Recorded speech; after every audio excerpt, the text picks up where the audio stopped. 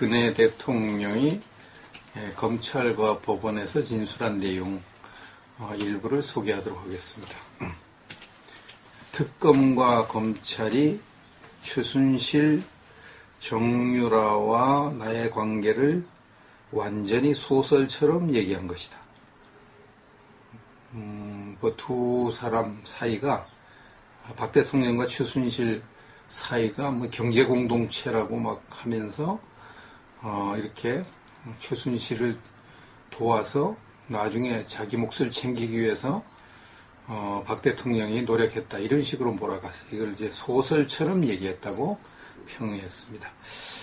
최순실이 내 성격을 알기 때문에 나에게 정유라에 대한 승마 지원을 부탁하는 말을 할 수 없다. 이 박 대통령은 이렇게 부정하고 이런 건 아주 딱 질색으로 여기는 거죠. 그래서 검찰 조사할 때도 최순실이 자기가 나름대로 이권을 챙기려고 할 때 어떻게 하든지 박 대통령이 모르게 하려고 굉장히 애를 쓰고, 박 대통령이 알 듯하면 절대 못하도록 하고, 그렇게 한 것을 알 수 있습니다. 그래서 최순실이 내 성격을 잘 알고 있다. 그래서 내가 정유라에 대한 승마 지원을 하라고 부탁할 리가 없다는 거죠. 할 수도 없다는 거죠. 내가 최순실을 위해 무언가를 한 적이 없다. 이재용 삼성전자 부회장의 청탁을 들어준 것도 없다. 대통령이 왜 특정 기업의 승계 문제에 관심을 가지겠느냐? 삼성은 말이죠. 삼성의 승계 문제를 도와주는 대가로 삼성으로부터 이제 거액을 후원받았다, 이런 식으로 검찰이 몰고 갔죠. 그 다음에 뇌물수수는 대통령으로서 할 수 없는 더러운 일이다. 3년 반을 고생인지 모르고 살았는데, 이 말은 이제 3년 반 동안 대통령 일을 하면서 고생을 엄청 하고, 여러 공격도 받고 시달림을 당하고 별별 욕도 다 얻어먹고 그랬는데, 그걸 고생인지도 모르고 국정에만 올인을 했다, 이 말이죠. 그랬는데 검찰은 사람을 어떻게 그렇게 더럽게 만드는가? 검찰의 고소 내용만 보면요, 박 대통령이 완전히 더러운 사람으로 알아버렸죠. 근데 더러운 뇌물 수수자로 만들었죠. 박 대통령의 기질과 성격과는 전혀 안 맞는, 그것도 아무리 증거가 현재 나타나지 않은데도 그냥 박 대통령이 뇌물을 받았다고 하는 거죠. 그래서 이제 현재 이건 검찰의 덮어씌우기다, 이런 의혹을 강하게 받고 있는 것입니다. 박 대통령이 돈 챙긴 거 하나도 없는 건 다 드러났죠. 한 푼도 대기업 재단 만드는데 쓴 돈을 한 푼도 박 대통령에 간 적이 없고요. 또 재단 만드는 쓴 돈을 쓰지도 못하고 그냥 가지고 있는 거죠. 쓰려고 준비하다가 일이 터져서 그냥 돈이 그냥 있는 것입니다. 그래서 이제 이런 것들을 볼 때 이게 검찰이 뭔가 고의성을 가지고 박 대통령에게 이렇게 죄를 뒤집어 씌운 것이 아닌가, 이런 의혹을 강하게 받고 있는 것입니다.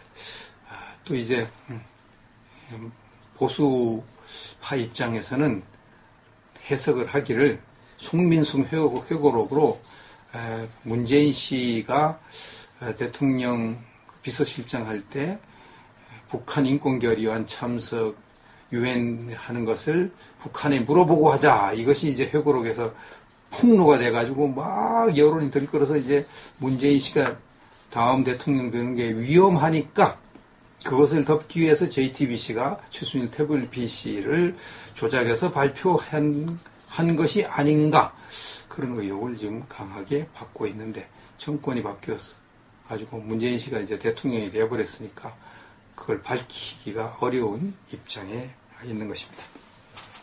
홍준표 후보가 페이스북에서 발언한 내용을 소개하겠습니다. 4대강 사업 이전에도 낙동강에는 여름철이면 녹조가 파랬습니다. 어릴 때부터 낙동강변에 살아서 잘 알지요. 4대강 사업 이전에도 낙동강 주변에는 녹조가 많이 끼었다는 거예요. 어렸을 때부터 자기가 자랐기 때문에 너무나 잘 안다는 겁니다. 오히려 4대강 사업 이후 수량이 풍부해져 녹조가 줄어들었죠. 자기가 그 4대강 주변에서 산 경험에 의하면 강을 살펴본 바에 의하면 4대강 이전이 훨씬 녹조가 더 많고 4대강 이후가 오히려 물을 이제 가둬서 수량을 풍부하게 만들었기 때문에 오히려 녹조가 덜하다. 이것이 이제 자기가 보는 4대강 녹조라는 겁니다. 녹조의 발생 원인도 모르는 얼치기 환경농자들이 4대강 사업 탓을 하고 있습니다. 이 환경농자들이 자꾸 이제 4대강 만들어가지고 물을 가뒀기 때문에 유속이 느려져서 녹조가 생긴다고 이 환경농자들이 떠들어대니까 그걸 얼치기 환경농자들이 이렇게 지금 규정을 하고 있습니다. 이는 박정희 정권 시절에 고속도로 건설을 반대하면서 건설 현장에 드러눕던 어느 야당 지도자를 연상시킵니다. 이렇게 이제 고속도로가 얼마나 중요한 건지 이해를 전혀 못하고 그거 못 건설하게 하겠다고 건설 현장 길바닥에 들어둬가지고 불도저를 막겠다고 한 야당 지도자와 똑같은 어리석은 일을 지금 환경론자들이 하고 있고 문재인 정부가 하고 있다. 이렇게 비판을 하고 있습니다. 4대강 사업은 치산치수의 전형으로 훌륭한 업적입니다. 홍준표 후보가 보는 이 4대강 사업은 치산치수의 전형적인 훌륭한 업적이다. 이렇게 평가합니다. 왜 거기서 자기가 살아봤으니까. 그 이전에 녹조가 더 심했는데 이걸로 이제 녹조가 덜해졌고 더 중요한 것은 엄청난 물을 소유하게 됐다는 것이죠. 이로 인해 대한민국에는 홍수와 한해가 없어졌습니다. 이건 사실이거든요.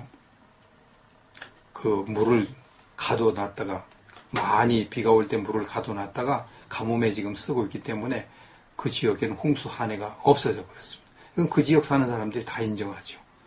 다 인정합니다. 그럼에도 불구하고 일부 좌파 언론과 문 대통령이 합작해서 4번째 감사를 지시하고 있는 것은 정치 보복 이외에 아무것도 아닙니다. 이것은 정치 보복하기 위해 하는 감사를 하는 거지. 진짜 4대강 부실하고 이건 쓸데없이 4대강 만들어서 감사하는 것이 아니라고 지금 이렇게 규정을 하고 있습니다. 왜 그들이 정치 보복을 하느냐? 그들은 노무현 자살을 MB 탓으로 여기는 거예요. 이명박 대통령이 노무현을 압박했기 때문에 노무현이 자살을 했다.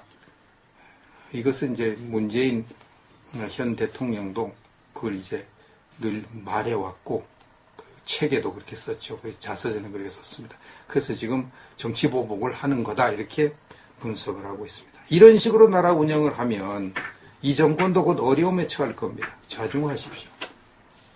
그런 식으로 나라 운영하면 결국은 어려움에 들어가게 되죠. 홍준표 후보가 조기 귀국하는 것이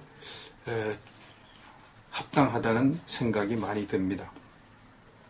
19대 대통령 선거 부정선거 진상규명위원회가 발표한 바에 의하면은 부정선거를 증언할 선관위관리위원 3명을 확보했고요. 그 다음에 가짜 투표용지 사진 2장을 확보했다고 합니다. 인지연 변호사의 주장에 의하면은 법적으로 선거 부정 소송을 하려면은 후보자가 하거나 정당이 하게 돼 있다. 그렇게 얘기를 하더라고요. 그래서 이제 이러면은 이제 홍준표 후보가 들어와서 선거 소송 후보를 진두지휘하는 것이 가장 바람직하다고 생각을 합니다. 그래서 홍준표 후보가 이게 사실관계를 확인하고 빨리 하루속히 귀국해서 만일 선거 부정이 확실하면 이건 전국적으로 일어난 부정이니까 현재 접수된 사람만 해도 2만 명이 넘으니까요. 그러니까 이것을 확실하게 규명을 해야 될 걸로 생각을 하고요. 홍준표 후보에게 연락이 되는 분이 있으면, 저는 연락처를 모르니까 연락이 되는 분이 있으면 빨리 이 사실을 홍준표 후보에게 알려서 홍준표 후보가 빨리 귀국할 수 있도록 그렇게 협조를 하시면 좋겠습니다.